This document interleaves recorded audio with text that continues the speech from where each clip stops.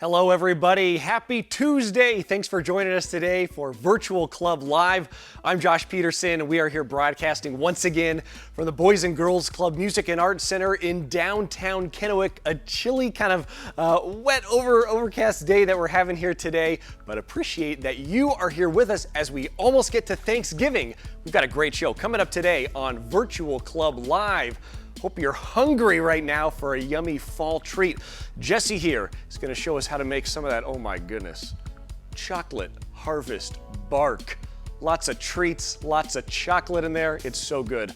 Plus, we got a great art project, the Beaded Corn Project. So if you like putting beads on pipe cleaners and that kind of thing, can't get enough of those beaded projects, this is a great one for you in a Thanksgiving theme. Also, we're going to announce the winner for last week's Virtual Club Challenge. Remember that? That was the paper bag turkey project. We love seeing everybody's great submissions and what everybody was thankful for. You could write on the back of this project as well. Plus, a new art project coming at you from Amy. This one, how to paint with instant coffee. Yes, that's right. We're only painting with instant coffee in this project, learning about color blending and shading and color values as well. Lots of fun. But first, the countdown to Thanksgiving. It is getting real. We're just 9 days away from Thanksgiving. Do you have some plans with a small group of the family that you live with? Hope you're staying safe. Hope you've got a way to maybe connect digitally. But we got some great news for you if you're planning to do that. Check this out. This is from Zoom. They have removed their regular 40-minute time limit on Thanksgiving Day. They say as a thank you to our customers, they'll be lifting that 40-minute limit for all meetings globally from midnight Eastern Time on November 26th through 6 a.m. Eastern Time on November 27th, so your family gatherings don't get cut short. We appreciate Zoom. We use a lot of Zoom here at the Virtual Club, and we hope that you are getting ready for a great Thanksgiving, even if it may be virtually. All right, well, right now we want to recognize some of the great folks that sent in submissions for last week's Virtual Club Challenge. That was this guy, the paper bag turkey. Lots of fun with this project, and it was a great way to express your gratitude in a creative way. After you made the turkey, you could decorate the feathers with different materials and objects and kind of write down what you were thankful for as well. Really enjoyed this project, and we enjoyed seeing everybody's creations of their own paper bag turkeys. We got a lot of great submissions here. Love the creativity, everything that you're thankful for. My class, my teacher, my family. We love the decorations and everything here. Look at this guy, the different designs on all the feathers and the feet. Really, really creative. The elf hat there. Amazing job to everybody who sent in their great submissions. I'm also thankful for candy. Yeah. Me too. But we only have one winner every week, and this week's winner is Savannah. Congratulations, Savannah. You are this week's Virtual Club Challenge winner. Big shout out to everybody who sent in those submissions, but a special one to you, Savannah. You've won that $25 gift card to CG Public House and Catering. Congratulations to you, and thank you to everybody who participated. All right, well, we're gonna keep the art projects going, but this one, a really unconventional art project. We're gonna be painting with coffee. You just need a cup of water, a piece of thick paper, a paintbrush, and some instant coffee for this great project from Amy. Check it out. Hello, Amy here, and thank you for joining me today to do this really fun art project. Today we're going to be using some instant coffee to learn how to paint values. And we're going to do that by using one shade of color. And values is just how light or dark that color is.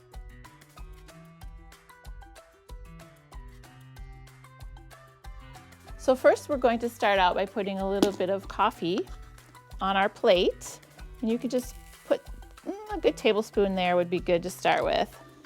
So what we're going to do is we're going to be starting with our lightest values first, because it's easier to make something darker than to start with dark and make it lighter. So we're just going to take that tablespoon of coffee that we put on our plate, and we're going to just scoop out a little bit, because we're going to just start, we're going to keep adding coffee, but to get our lightest value, we're going to use less coffee. So less coffee will get us a lighter value. So we're going to add some water to that coffee, because what's going to happen, it needs to dissolve a little bit to be able to paint with it. Otherwise you'll get chunks in your painting. There we go. All right, just make sure there's no chunks. It's all smooth.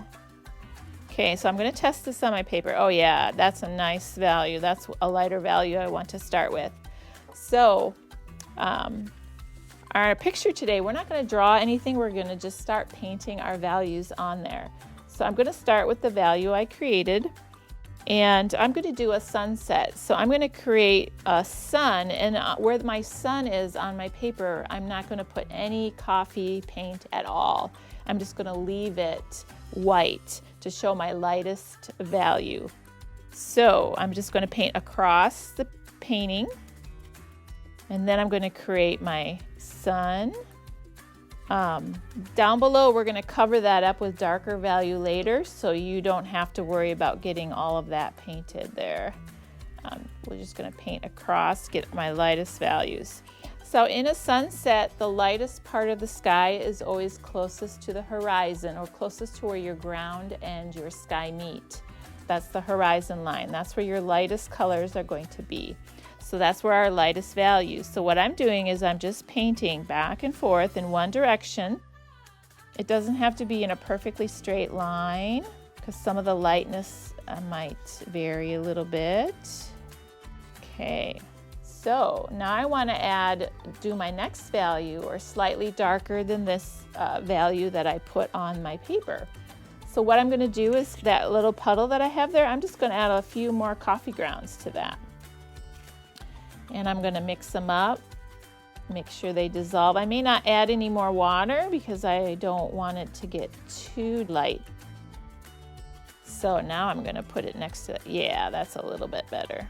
Just a little bit darker than that first value that I put down. So now I'm going to add it. And what I'm going to do is I'm going to start painting over the value that I already put on the paper. So I'm just going to paint right over that and just make that a little darker. And I'm going to continue doing this all the way up until I've covered up my whole paper.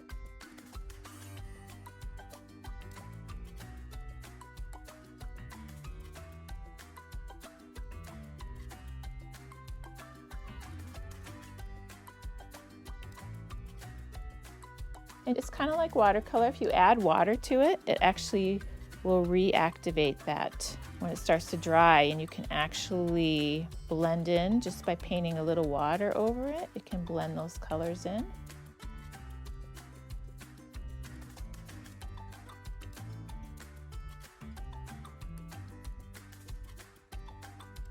I'm just going to add a little bit of water to blend these two colors together a little bit better. All right, so now that we have the values in our sky, we're going to go ahead and I'm going to add some more. I'm going to make the really dark now because I want to do my tree line, or the front part of my landscape that's closest to me. That's going to be the darkest part of my picture. So I'm going to go ahead and add a little more water.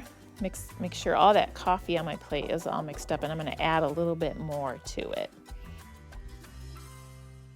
because I want a really dark brown. Now, when we do our trees, I'm going to do fir trees, and we don't want them all the same height across there. I like to do different heights of trees to give a more interesting look. So what I do is I just start by making, oops, yep, we can test that, but that's nice and dark. So I'm just going to make some lines where my trees are going to be first. This will just give us some guidelines. So when you're making a fir tree, all it is you make your lines. Those are like the center of your trees. Then you just use brush strokes from the center out, kind of down at a down angle a little bit.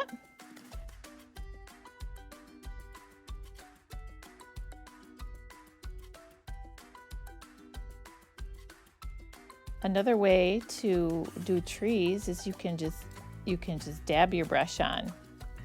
I made that one type of fir tree. This is another type of fir tree, is you can just do the same direction, but you just dab your brush instead. That'll actually give your trees, gives them a little bit of texture too, but you could do it that way.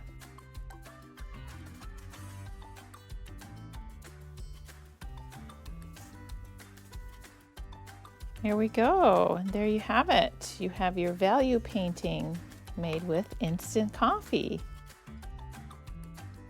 Well, thank you for watching this video today, and I hope that you have a lot of fun creating your value painting with instant coffee. We'd love to see a picture of your finished art project, so go ahead and snap a picture and send it to us at the email address below, and because we would love to see your creativity. Thanks for joining me today. Bye-bye.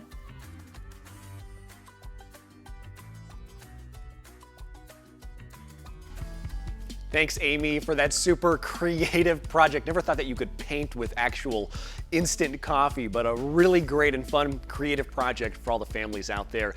And that project, the coffee painting project, is this week's new virtual club challenge.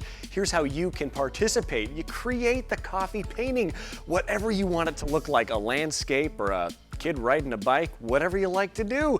You send your submissions to virtual@greatclubs.org. The deadline to send in your picture of your coffee masterpiece is next Monday, November 23rd. We're going to announce the winner next Tuesday, November 24th at 4 p.m. So send in those submissions, get creative, whatever you'd like to use. Just, you got to use instant coffee for this one and have some fun with it. The winner of this week's challenge, well, it's only fitting that they get a coffee prize. You're going to get a $25 gift card to Dutch Bros Coffee. Don't worry, kids, if you don't drink coffee, they've got plenty of stuff, you know, I'm sure, smoothies, stuff like that. And then mom and dad will probably appreciate, a coffee drink as well. So have some fun with that great project and that great prize. We appreciate our friends at Dutch Brothers as well. Also, if you want to get kind of an advantage on this week's challenge, we are doing a class all about it. A painting class is happening this Thursday in just 2 days, all about the coffee landscape. You're going to make this project with Amy in real time virtually through Zoom. We got 2 classes, 4 and 6 p.m. This class is totally free. You just got to get the materials yourself in advance. You can register at tricitiesmac.org or send us an email, virtual@greatclubs.org, and we will give you the Zoom login information for this really interactive class. All right, well, we're going to take a real quick break. When we come back, hope you're hungry. We're going to be making chocolate harvest bark. Oh my goodness. With Jessie. Stay with us. The future is uncertain for millions of young Americans facing a competitive job market. Additionally, businesses are reimagining how they work and serve their customers. How can young people prepare to meet the workforce challenges of tomorrow? They need safe spaces and positive mentorship today. That's where Boys and Girls Clubs of America come in, to level the playing field and help our youth stay on the right path in the midst of change. Mentors and activities help develop essential skills like communication, creativity, and critical thinking. Club experiences spark interest in careers related to STEM, business, the arts, and more. Together with our partners, clubs empower teens to explore volunteerism, extracurriculars, and certifications in their communities. They can even access financial literacy programs, internships, and local jobs.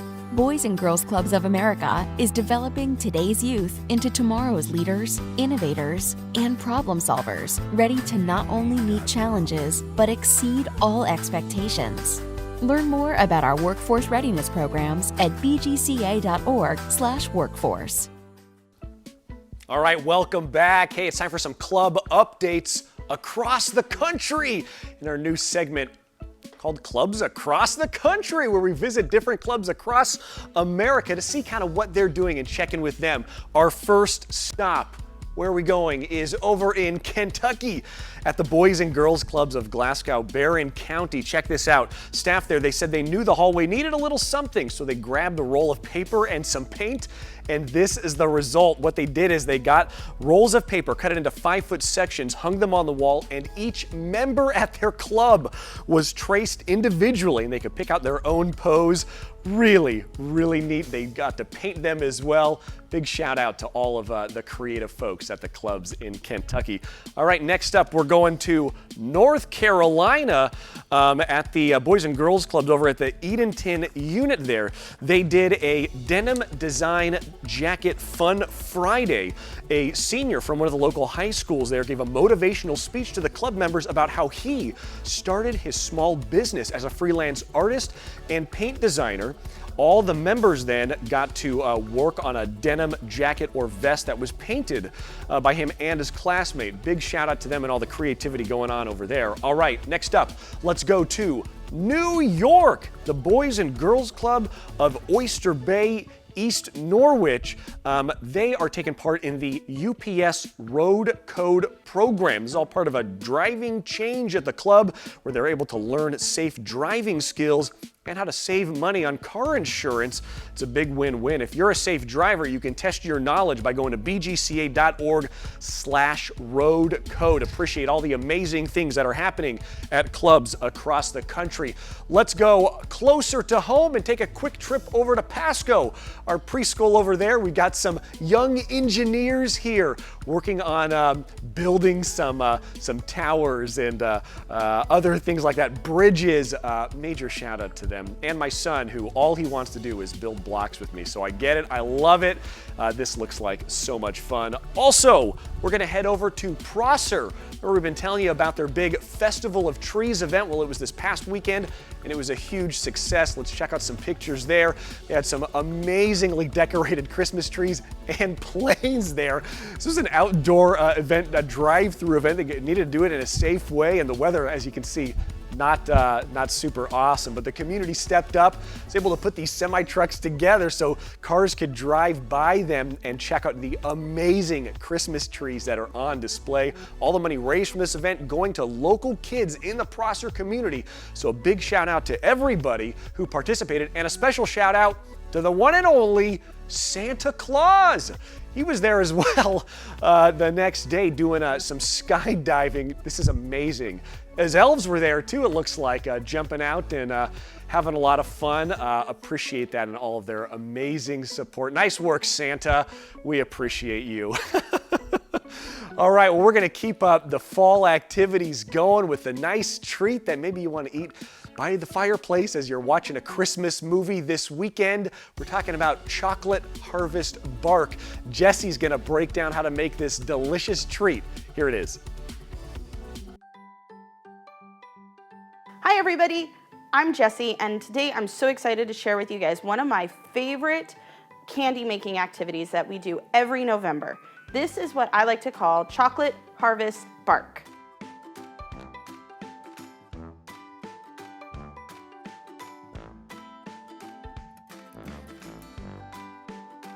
The first thing we're gonna do is we are gonna go ahead and start chopping up our candy and putting them in a large bowl.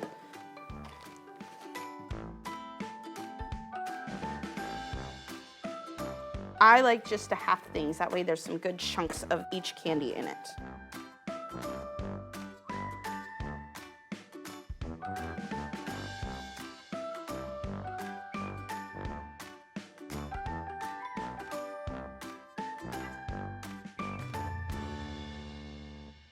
Once you have your candy all chopped up and put into a bowl, go ahead and give it a good mix.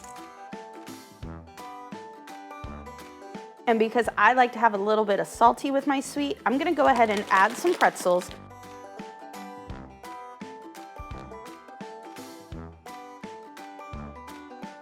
So next, we're gonna go ahead and start chopping up our chocolate almond bark.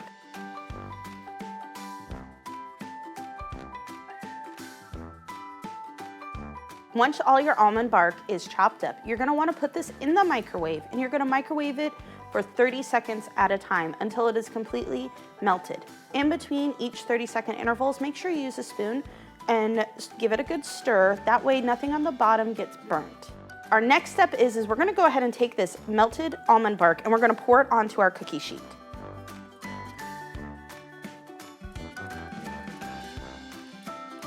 I'm just gonna go ahead and spread it out, just like so. Looks great, huh? Now comes the fun part. We're gonna take all those fun candies and salty treats and we're gonna go ahead and sprinkle them right on top. You don't have to press anything in, just grab it by the handfuls and start sprinkling.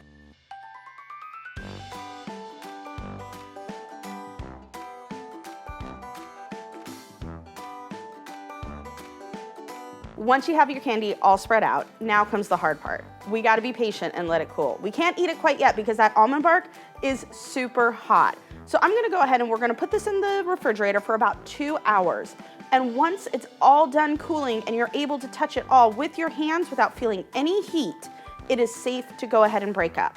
This is a fun and tasty treat that anybody can make, and it's also a great way to use up some of your leftover Halloween candy. So follow us on our website, send us some photos. I'd love to see the creations that you guys make.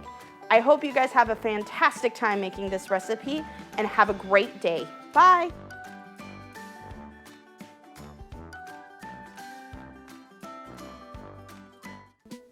All right, Jessie, thanks so much for that great project. Yeah, that's a great point about using up any Halloween candy that you have left over in the pantry, shoved in some drawer somewhere. You know, you can reuse that, of course, for this great chocolate harvest bark snack. All right, we're gonna take a quick break. When we come back, we've got another amazing art project. You like beads and pipe cleaners? This one's for you. I know all the kids out there, you like to do all the intricate artwork. This is a fun project. We'll be right back.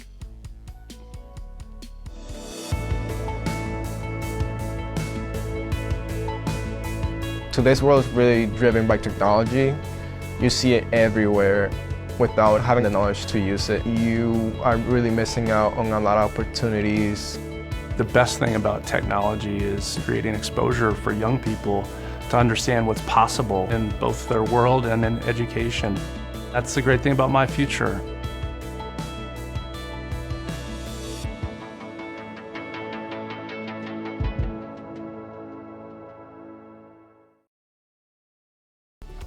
All right, welcome back. As we said earlier in the show, just a few days away from Thanksgiving, and our main branch over in Pasco is hosting a great event next week. Check us out Monday, November 23rd from 6:30 to 8 p.m. doing a harvest food outreach. The main branch is blessed and thankful to have our amazing family, so join us for our November drive-through food box distribution and giveaway event over at the main branch in Pasco there for all the amazing club families in that community. Also, all the young artists out there, a final reminder about the Holiday Magic Season's Greetings Card Contest that's being put on by the Boys and Girls Clubs Washington State Association. Big thanks to AmeriGroup for sponsoring this event. You can participate by drawing, painting, or sketching a picture of your favorite winter or holiday scene, and you'll be entered to win a $50 Target gift card and 20 prints of your card to share with family and friends. A great thing to mail out to everybody that you're not able to see in person. The deadline to submit is this Friday, November 20th. You can email your submissions to Corey@WashingtonClubs.org. All right, well, we are going to marry those two items, art and food, into our next video here. Jessie is going to break down a beaded corn project, a really fun and colorful activity that you can do at home with just a couple materials that makes a great decoration for Thanksgiving. Check it out. Hi everybody, happy fall. I'm Jessie and I want to share with you guys one of my favorite projects to do with beads.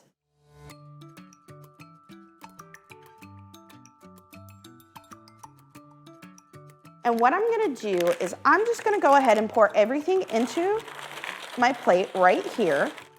And I'm gonna use a wide variety of colors.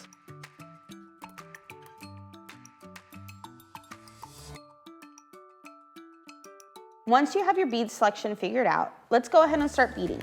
Now, on your pipe cleaner, you're gonna wanna probably come down almost 1.5 to 2 inches from the bottom, and I'm just gonna make a little bit of a loop, just like that. It'll help keep my beads on my pipe cleaner. And I'm gonna go ahead and fill it all the way up until there's about 1.5 to 2 inches at this end also. It doesn't matter what type of pattern you use, what colors you use, just have some fun with it.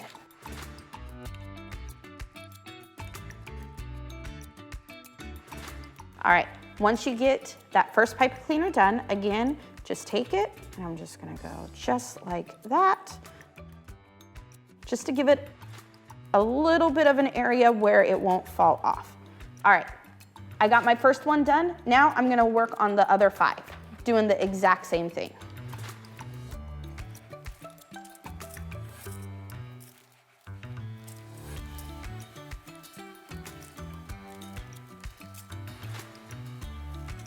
All right, once you have all your pipe cleaners beaded, I'm gonna show you how to put them together.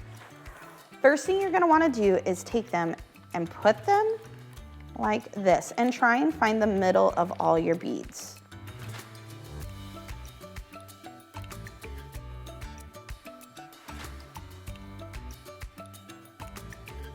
Next, what I'm gonna do is I'm just gonna take them and I'm just going to go ahead and wrap just like that.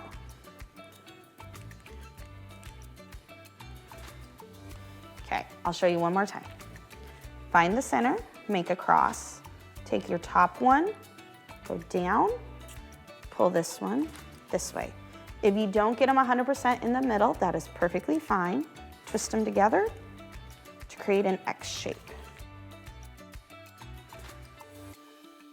All right, now we're gonna put 2 of them together, just kind of setting on top of each other. And I'm gonna pull it all the way up and gather all those extra little end pieces. If for some reason you feel like maybe you have too many beads in your corn and it's not being the shape that you want, go ahead and take one of those sets out.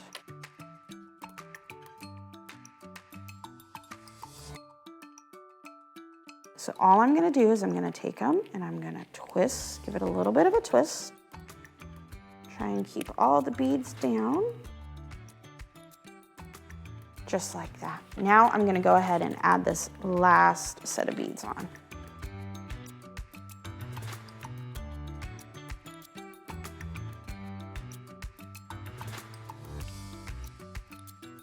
And there you guys have it. A fun beaded Indian corn project that you can use for decorations or on your Thanksgiving table. All right, guys, I hope you had fun with this beading project, and I can't wait to see all your amazing ideas. Until next time, guys, bye.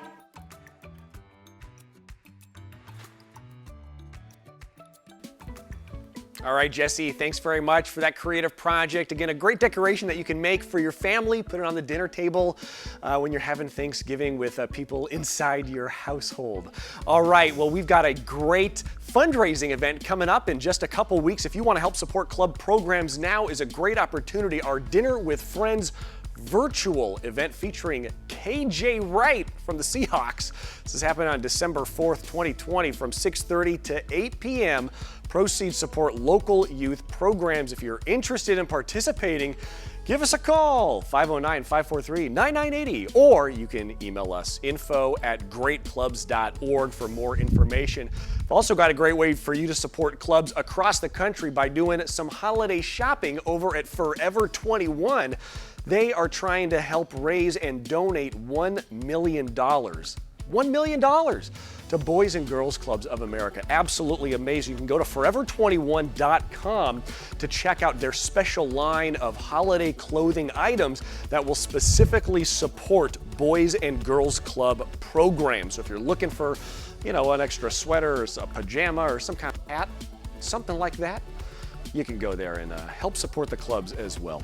All right, well, thanks for joining us for Virtual Club Live. Appreciate you being with us. To check out our content at any time, follow us on social media sites, YouTube, Pinterest, Facebook, and the Instagram. You can can just find us at Virtual BGCBFC. That's Boys and Girls Clubs of Benton and Franklin counties.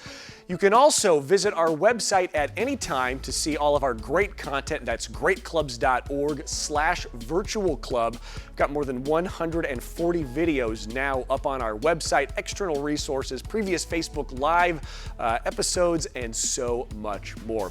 Thanks for joining us today at Virtual Club Live.